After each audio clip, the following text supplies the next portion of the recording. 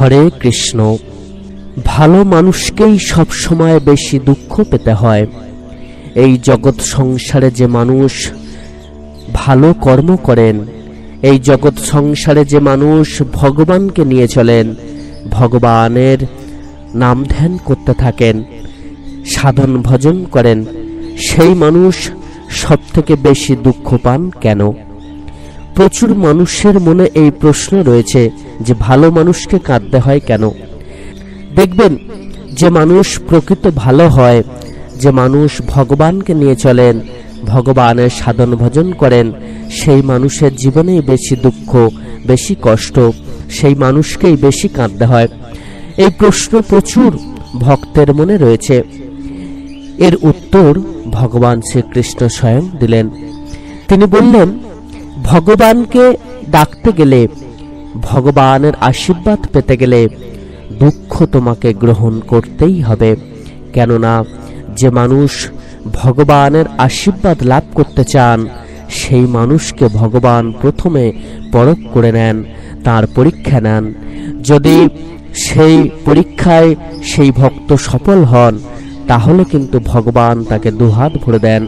সেই ভক্তের কখনো কোনো কিছুর অভাব হয় না। ভগবান সবসময় তার কৃপা প্রদান করেন এবং ভগবানের আশীর্বাদে সেই ব্যক্তি স্বর্গ লাভ করেন। যে মানুষ ভগবানকে ডাকেন, যে মানুষ ভগবানের সাধন ভজন করেন, সেই ব্যক্তি প্রথমে ভগবানের কাছ থেকে দুঃখ পেলেও ভগবানের পরীক্ষায় তিনি যদি একবার উত্তীর্ণ হতে পারেন, তাহলে কিন্তু সারা জীবন জন্ম জন্মান্তর তিনি সুখে থাকবেন, শান্তিতে থাকবেন, ভালো থাকবেন। তাই ভগবানকে ডাকতে গেলে প্রথমে আমাদেরকে কাঁদতে হবে, কেননা ভগবান স্বয়ং আমাদেরকে কাঁদান।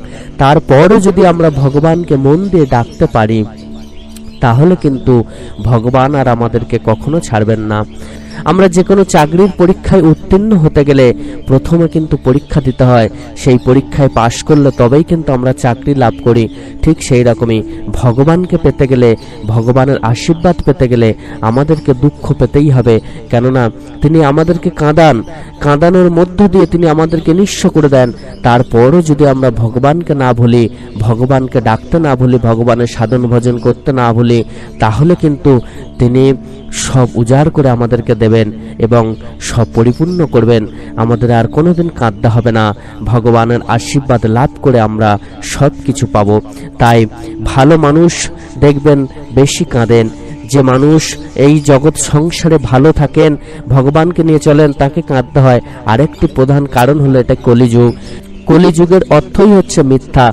অর্থাৎ যে মানুষ মিথ্যাকে নিয়ে চলতে পারবেন, যে মানুষ অসৎ পথে চলতে পারবেন, সেই মানুষই এই যুগে বেশি সুখে থাকবেন, সেই মানুষই এই যুগে বেশি উন্নতি করতে পারবেন। কিন্তু যিনি সৎ পথে থাকবেন, যিনি সত্যের পথে থাকবেন, সেই মানুষের জীবনে কিন্তু দুঃখ বেশি হবে, সেই মানুষের জীবনে কিন্তু কষ্ট হবে।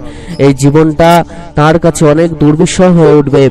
কিন্তু তিনি যদি ভগবানের পথ না ছাড়েন, তিনি যদি ভগবানের সাধন ভজন করতে না ভোলেন, তাহলে কিন্তু তিনি সহজে সবার থেকে বেশি উন্নতি করবেন এবং তার জীবনে সুখ শান্তিতে ভরে উঠবে। তার গৃহে প্রত্যেকে খুব ভালো থাকবেন।